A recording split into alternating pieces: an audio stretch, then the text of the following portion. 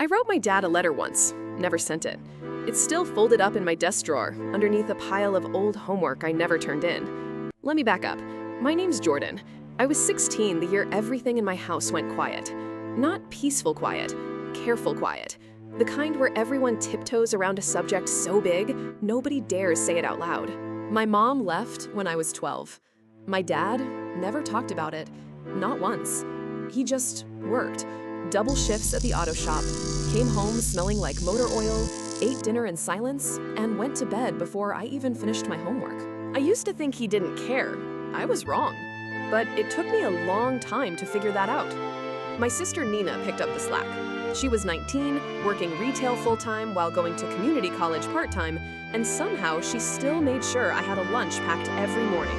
She never complained, not once. I used to wonder how she did it. Then, one night, I found out she wasn't doing it. Not really. I woke up around 1 a.m. for a glass of water, and I heard crying from the kitchen. Nina was sitting at the table, head in her hands, a stack of bills spread out in front of her. "Nina?"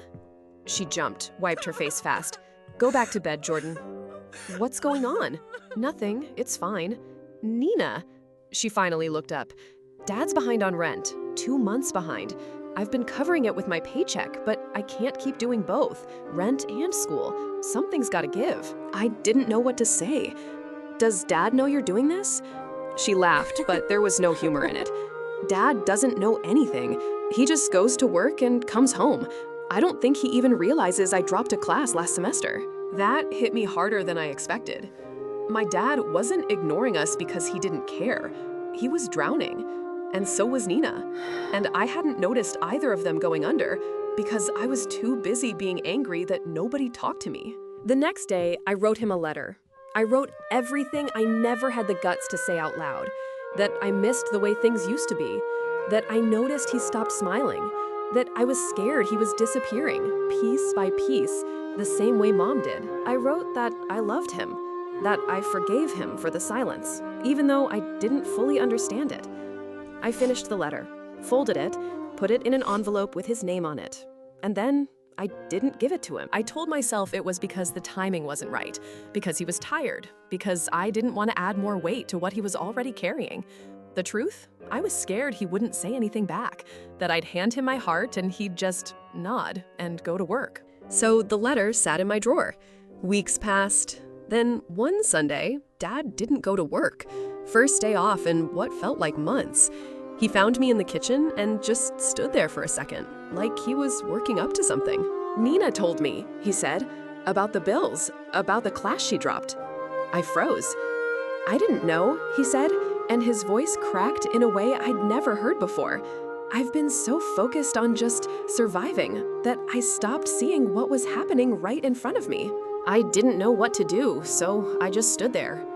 "I'm sorry, Jordyn," he said, "for all of it. The silence, the distance. I thought if I just kept working, kept providing, that would be enough. I didn't realize you two needed more than that." That's when I remembered the letter. I went to my room, grabbed it, and brought it back down. Didn't say anything, just handed it to him. He read it standing right there in the kitchen. I watched his hands shake a little around the paper. When he finished, he didn't say much. He just pulled me into a hug, the first real one in years, and held on longer than I expected. "I'm going to do better," he said. "I promise." He didn't fix everything overnight. Bills don't disappear because of one conversation. Nina still had to re-enroll in that class the following semester. Dad still worked long hours. But he started coming home earlier when he could. Started asking real questions instead of just, "How was school?" Started noticing. And Nina, she finally let herself rest, just a little, because she wasn't carrying it alone anymore. I kept the letter, actually. Dad gave it back to me after he read it. Said he wanted me to have proof that I said it, that I put it into words, even when it was hard. It's still in my desk drawer. But now, next to old homework, there's also his handwritten note on the back. "I see you now. I'm sorry it took me so long." Sometimes the people who love us the most are the ones drowning the quietest. And sometimes, all it takes to save each other is finally saying the thing you've been too scared to say.